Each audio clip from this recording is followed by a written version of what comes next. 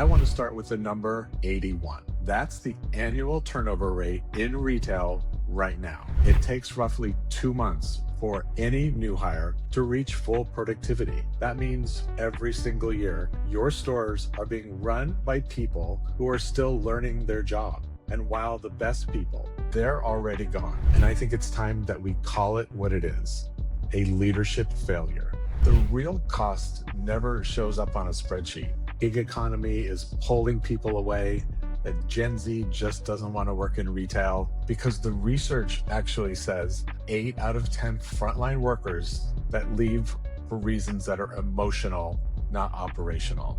Not for their pay, not for their hours. They leave for emotional reasons. And they leave because they don't feel seen. They leave because no one invested in their growth. If the problem is wages, the solution is really somebody else's budget. If the problem is the gig economy, the solution is someone else's platform or app. But here's what my 30 years of retail floors has taught me. People will take less money to work somewhere they feel valued. When people feel proud of what they do and who they work for, they stay. The most important person in any company is still the one standing in front of the customer. That's not nostalgia, that's my standard. I'm Ron Thurston, and this is Retail in America. Every episode, I'll bring you 3 human truths about retail, about technology, and the people caught in between. So let's get into what's happening today. I want to start with the number. The number is 81. That's the annual turnover rate in retail right now, 81%. That means statistically, you could replace nearly your entire frontline staff this year, and then do it again next year, and then do it again the year after that. But here's what's most striking to me is that nobody in the boardroom is calling this the actual emergency that it is. They're calling it a challenge or a known variable or the cost of doing business, which is my personal favorite. Today, I want to challenge that because the data tells a very different story. So here are your 3 human truths. Let's talk about number 1. Everybody knows this, but nobody's treating it like an emergency. Let's start with what we know, that retail turnover has been running above 60% for decades. That's not new. All of us working in retail know that the turnover's high.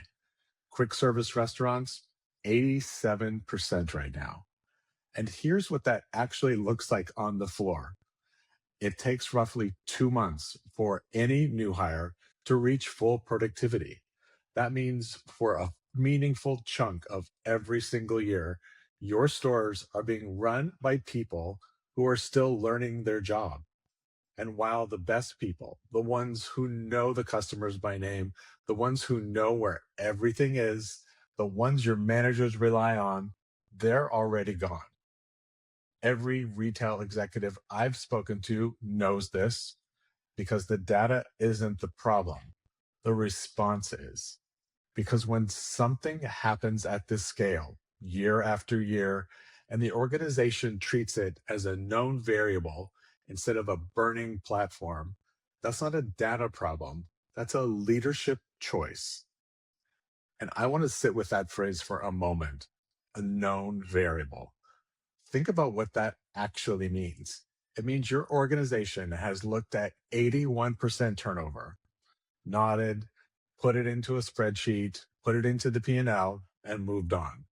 It means somewhere along the line, the suffering of your front line just became a budget item. Now, I've sat in those boardrooms, I've heard those conversations, and what strikes me is the distance here, the enormous structural distance between the language used in that room and the reality on the floor. In the boardroom, it's just a metric, it's a line item. On the sales floor, it's a human.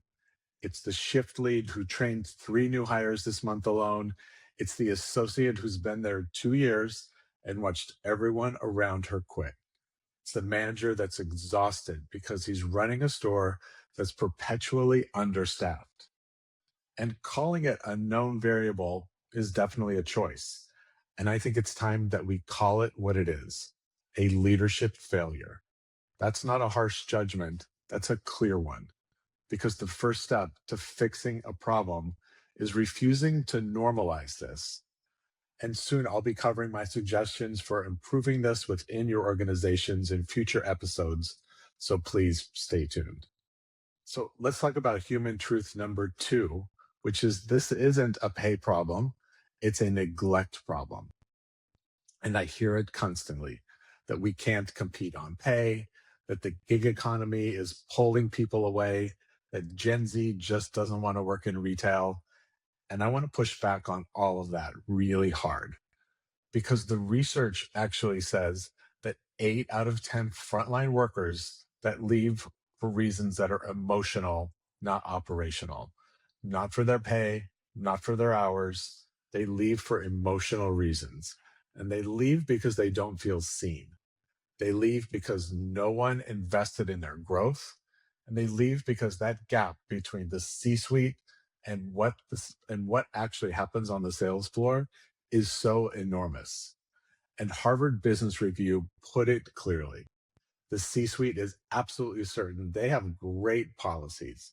But when you get to the floor and ask a frontline supervisor to actually execute on those policies, the fall off is dramatic. And here's the number that should stop every HR leader cold from that report. 42% of turnover is viewed by the employees themselves as preventable. Preventable turnover, meaning the manager or the organization could have done something and chose not to. That's not a compensation gap, that's a neglect tax, and we're all paying it in retail. And let me be very direct about something. The pay excuse has become the most convenient deflection in retail leadership. And I understand why. Because it's clean, it's external, it lets the organization off the hook. If the problem is wages, the solution is really somebody else's budget. If the problem is the gig economy, the solution is someone else's platform or app. When there's no accountability in the framing, then there's really no path forward. But here's what my 30 years of retail floors has taught me. People will take less money to work somewhere they feel valued.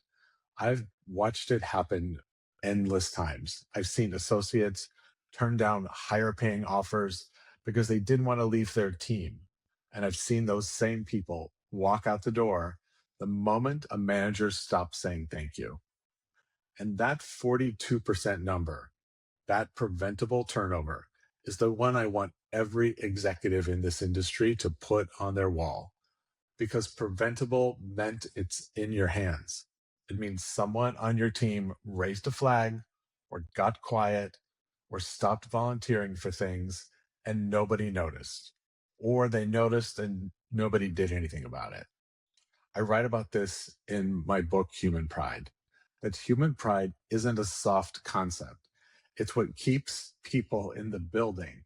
When people feel proud of what they do and who they work for, they stay. It's that simple, and it's really that hard. And lastly, human truth number 3 today is that the real cost never shows up on a spreadsheet. So I want to take you through the math. Take a mid-sized retailer, a handful of stores, they have 100 employees. So if we say 60% turnover, which is below the average that I've been speaking about, the hard cost of each turnover from recruiting or onboarding, lost productivity, runs roughly $10,000 per person. 60 people left for the year out of 100, $10,000 each. That's $600,000 every year just in that cost. And that number doesn't include a single thing that actually matters most. The institutional knowledge walking out the door, the team morale that dips every time a good person leaves, the customer who comes in and then gets a blank stare from someone on day 3. This McKinsey report has documented this clearly. At the best retail employers, the ones who invest in their people, Their comp store sales run 3 full percentage points higher than those that don't. 3 full percentage points. And in an industry where half a point of comp improvement is a cause for celebration, this investment in your people isn't just a cost center, it's your highest return line item. It's the one that just never shows up on the P&L until it's too late. Those 3 percentage point sales lifts McKinsey found aren't magic. It's what happens when a team is stable, trained, and proud of where they work. It's what's available to every retailer in this country. They're willing to stop treating their people as a variable cost and start treating them as the primary competitive advantage.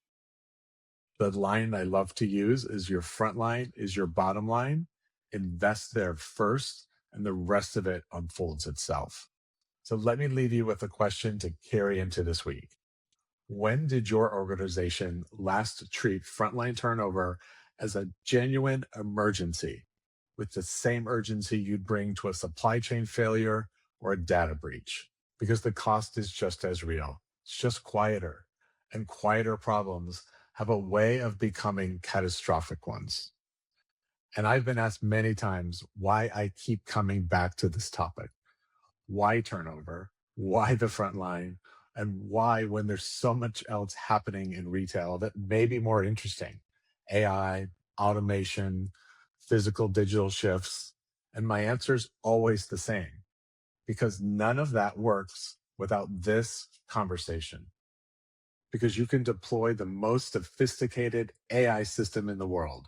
You can redesign your store layout, overhaul your supply chain, launch the most seamless omni-channel experience your customers have ever seen.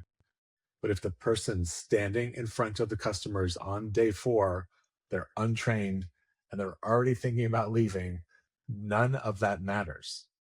The front line is where strategy becomes reality. It's where every investment you've made either pays off or falls apart. And right now, for too many retailers, it's falling apart quietly, predictably, and completely preventably. So that's why I'm here. It's why this show exists.